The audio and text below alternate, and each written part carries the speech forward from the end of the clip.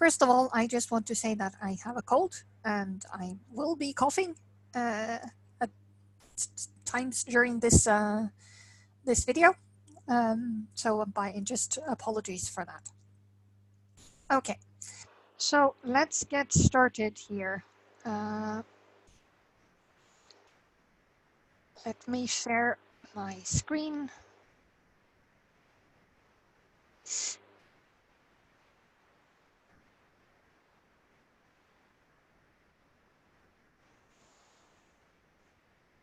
So, as you have seen, the theme for today, for this first community discussion, is what happens during a code of conduct investigation. So this is the outline for today. So welcome, introductions, and code of conduct. So we've done the two first things. So then it's up to me to remind you all that this conversation, since it is in the Carpentries space, is covered by our code of conduct. We will then proceed into discussing a bit about what the code of conduct is and how it works, and also the code of conduct committee.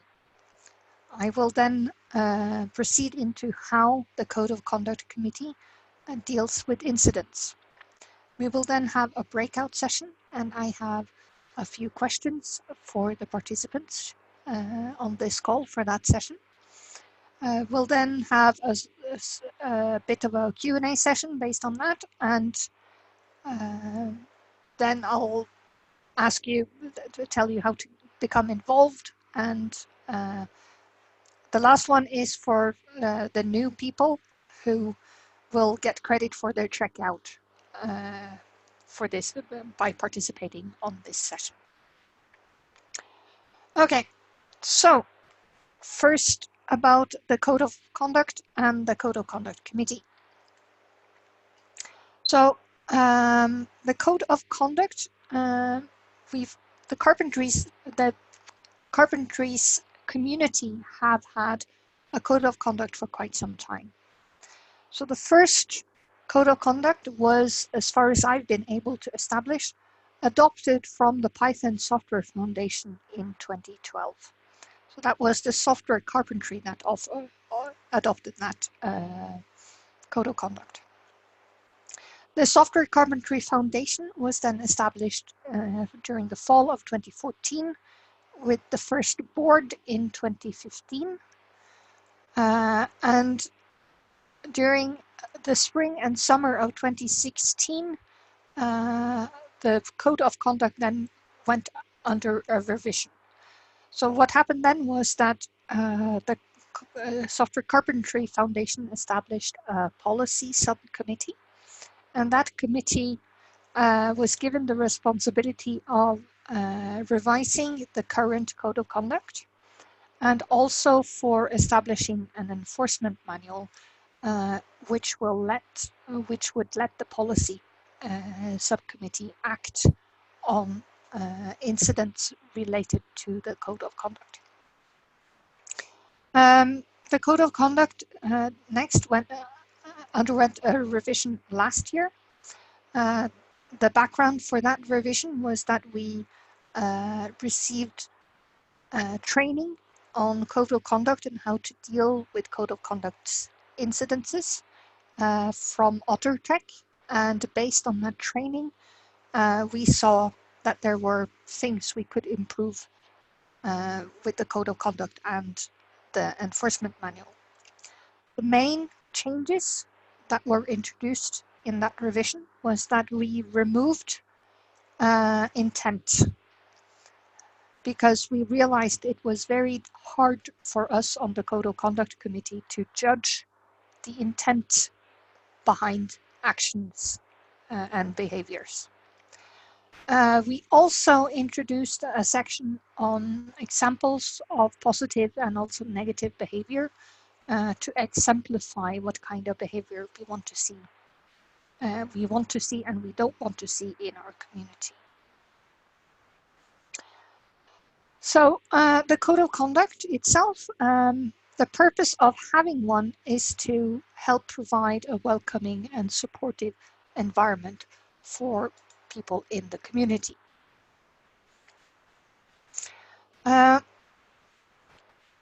So the code of conduct in this way helps define and clarify for people in the community what they can expect. The code of conduct applies to all Carpentries spaces. So the consequence of this one, and we've had quite a bit of discussion around this one, is that incidents that occur outside of Carpentry spaces does not have an effect on somebody standing in the Carpentries community. I would like to add in that connection that there is provisions in the bylaws of the foundation that enables the executive council to sanction people on whatever grounds they would deem necessary. However, based on code of conduct issues, the Carpentries cannot act on incidents that occur outside of our spaces. As you might see by reading the code of conduct, the main focus is on behavior, because that is something that is external and something we can actually look at. And we show examples of wanted and unwanted behavior to exemplify this. All participants in all Carpentry spaces are expected to comply with the code of conduct. So this is the current code of conduct committee. So I'm Karen Lagerson, I'm chair. We also have Malvika and Simon with us, and also Sam, who is on this call today. Carrie is our staff liaison, and Ethan White is our executive council liaison. He will be replaced with the new incoming executive council. At this stage, I'd like to mention that the Code of Conduct Committee is currently looking for more members. We are European heavy, so we would like to have people with us from outside of Europe. So now on to the meat of this call. How does the Code of Conduct Committee deal with incidents? So this really proceeds along a three-part process. So the first part here is that, so the first phase is that we get a report. We let the reporter know that we have received it, and the committee does a preliminary assessment. Do we think that something has happened here? If we decide that a possible breach of our code of conduct has occurred, we decide to launch an investigation. In the investigative phase, we try to assess what has happened. In this context, we might reach out to the reporter and also possibly the person being reported to gather more information about the incident. Once we've gathered sufficient amount of information to act on, the group meets and decides on a final result. And this is then communicated to the reporter and the reportee. And our goal is to have an issue resolved within a week. And if that is not possible, we should keep the reporter informed about our progress. So the preliminary phase then is as follows. The committee receives a report somehow. This is commonly via email, as it is right now. So It is stated in our enforcement manual that we should respond to the reporter within 24 hours to acknowledge receipt of this report. This is provided, we do aim to answer a lot quicker, and we usually do. The next thing is that we state that at least 3 members of the Code of Conduct must respond to the incident. These people then form the incident response group. And this group decides if this situation, this thing that has occurred, could constitute a breach. And if so, we try to evaluate whether we need more information about the incident before we resolve the issue. So if we do decide that we need to investigate further, that we need more information, what usually occurs then is that we meet with the reporter and also quite likely with the person being reported. One thing that's fairly important to remember with these meetings is that these meetings are for information gathering purposes. We want to figure out what happened. So what we do in these meetings is that we listen to the story they have to tell, and we withhold any sort of judgment in either direction. When it comes to talking to the person being reported on, another important factor is to gauge their response. Their response is not likely to affect our decision on whether something has happened here. However, it could help regulate the consequence that we establish from whatever has occurred. Once we have enough information to act on, the incident response group meets to decide the outcome. And the people who have talked to the reporter and the reportee then communicates what they have figured out to the rest of the group. We then try to figure out how the code of conduct has been breached if we believe that it has been breached. And to decide that something has occurred, we vote on the issue, and that is a majority vote. If we decide that that a breach has occurred, we can then decide a consequence of this breach, and we then communicate this back to the reporter and the person being reported on. So this is a non-exhaustive list of some possible responses that we might have to a violation of our code of conduct. If we deem that nothing has happened, that a breach has not occurred, we might choose to not act. We might issue a private reprimand.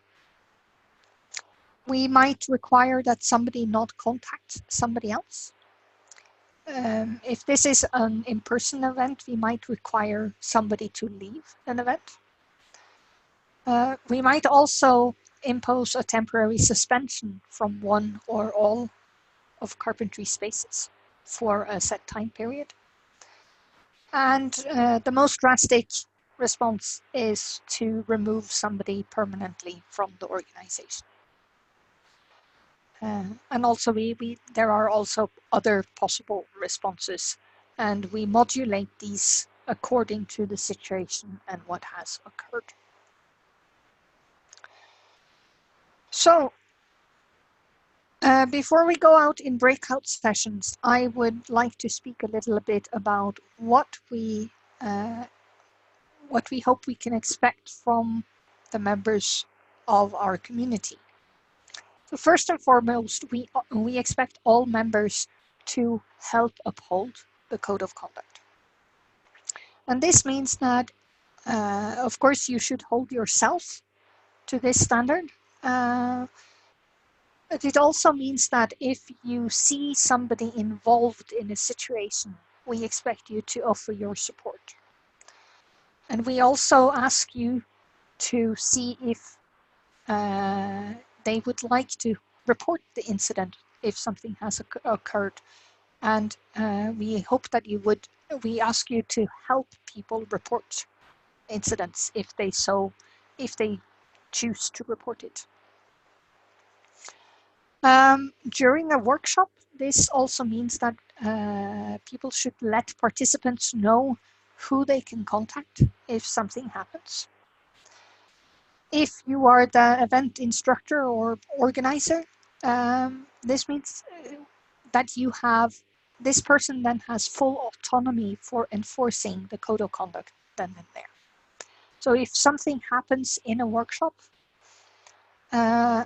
we do expect our instructors to act on the incidents. So this might involve reprimanding somebody, asking someone to sit in a different end of the room, or in the case that it is warranted, they can also ask people to leave the workshop.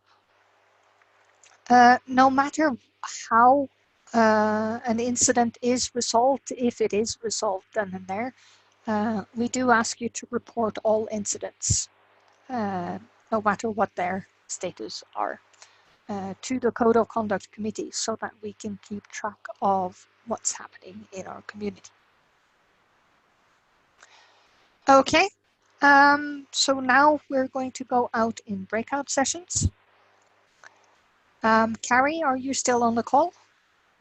I sure am. Brilliant. So these are the questions we would like you to discuss during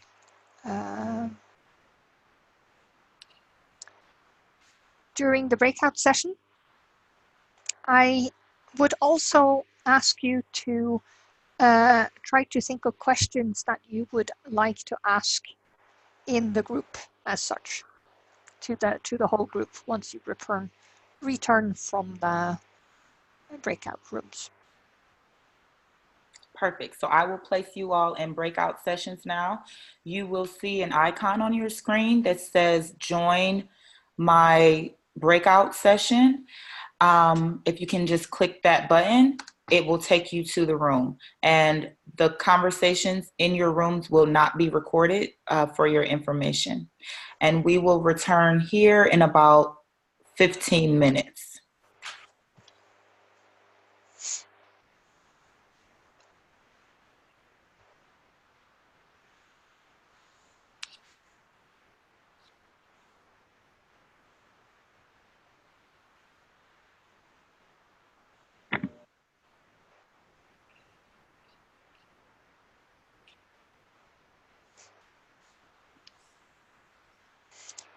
My voice didn't break up that. I think we're all back. So I'd like to hear a tiny bit, just a sentence or two from each of the groups. So would somebody like to talk a little bit about what you discussed in breakout room number 1? I can very quickly, if that's okay, Sanopi and Dave. Yeah. We mainly, I feel like the biggest thing out of that was a lot of questions on that fourth question of what to do if something happens, which we've got in the breakout notes. I'm not going to read them all out, but there's just basically a lot of questions. Brilliant, very good. Breakout room 4. Burke, you want to speak for us? For us, it was one of the takeaways. We tended to have the same problems, which for most, I would argue, or not argue, but say we're in the minor category where ideally the solution is just individually talking to the person. We did talk a little bit more about when things escalate, and I brought up, for me at least, the fact that OU, if it's an OU hosted workshop, I've got guidelines that handle the reactions to, there's different pathways depending on whether or not they're a student or an employee or a faculty member as to what the corrective actions might be. So keep in mind too the local responsibilities or reporting lines that may have to occur if we get to a more serious code of conduct violation. Very good. Okay, so I think we will now go on to a Q&A session, and we fortunately got a lot of nice questions. Okay. So the first, okay, so the breakout room has quite a few questions here. So maybe you would like to pick out a couple that we can respond to.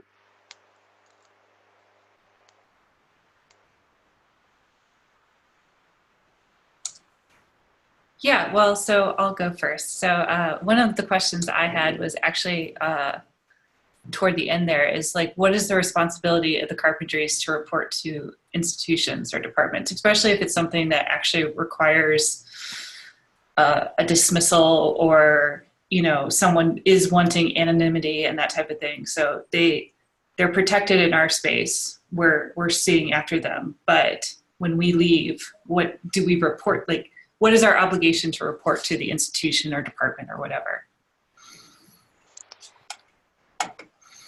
That's a good one.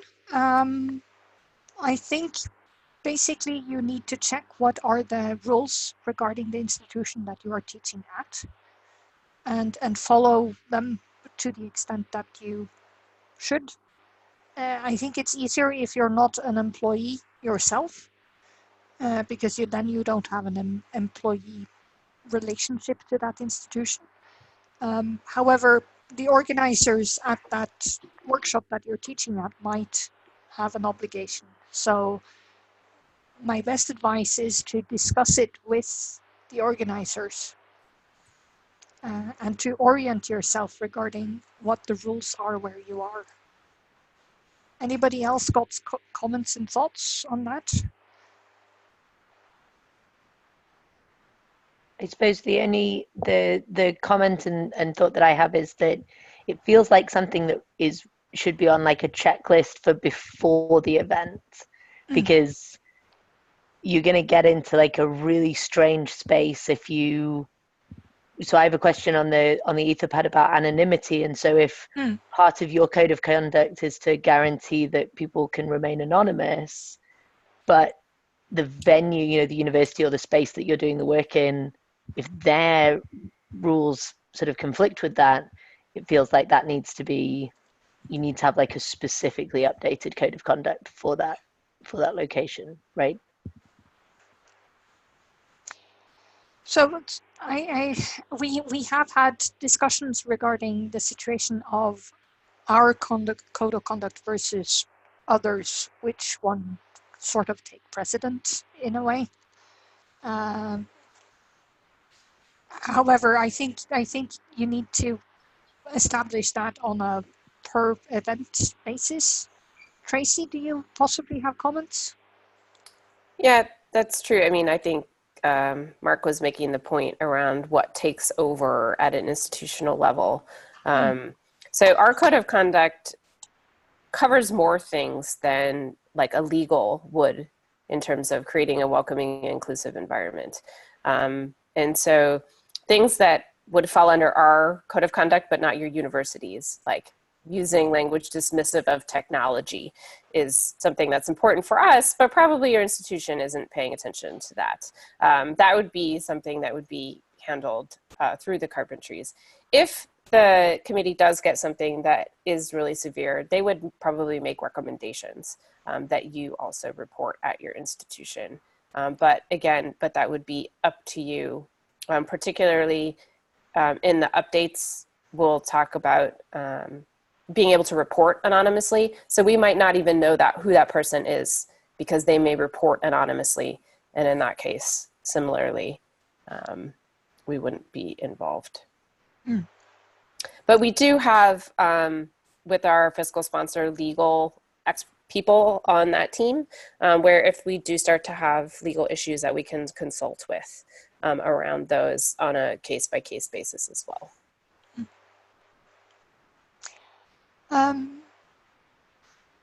The issue of anonymity has come up a couple of times, so I thought we could address that.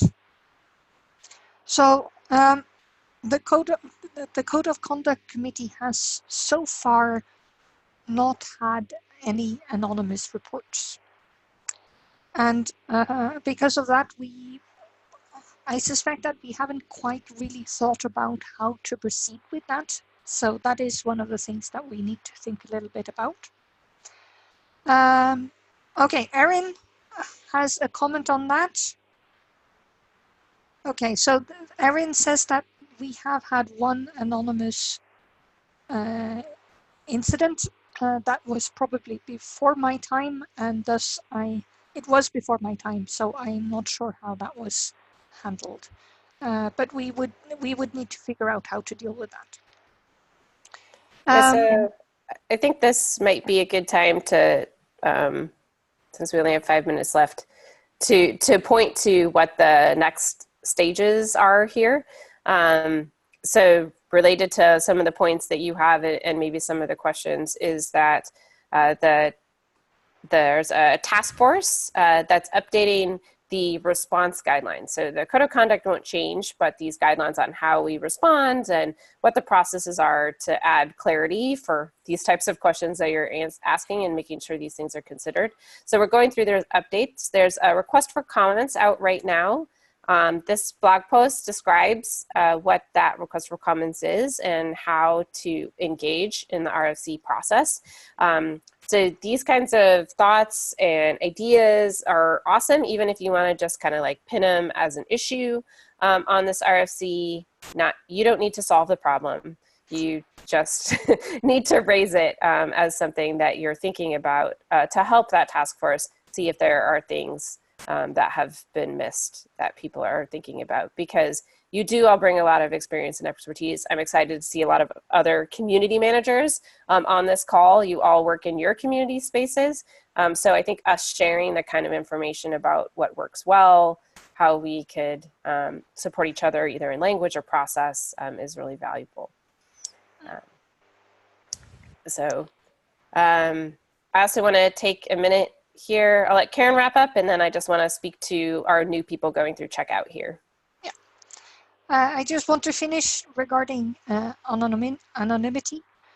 When we talk to a person who has been reported on, we do not disclose. Of course, they might guess, but we have had situations where we have had people reported on and people have not been able to guess. If one participant in a workshop reports something, that's like 20, 25 people. So the pool of people could be fairly large, to put it like that.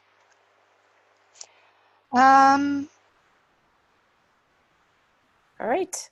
So so these are, as Carrie mentioned at the beginning, the first community calls. And so one of the parts of this is inviting new members of the community who are just going through checkout to be a part of these calls as one of their checkout requirements on discussion. So we'd love your feedback on how that works. But I want to take a minute to welcome, and I'm just reading off the Etherpad, so let me know if you are on checkout, Kiana and Tisha and Zenobi. Welcome, and we're super excited that you're here. Thank you. So we have your information here, so this will count as your checkout, so you're squared away. And we look forward to having you go on to teach. Yeah. Final note from me. Quick reminder, we are, as I mentioned, looking for new members. So if this sounds interesting and you want to know more, please feel free to contact me.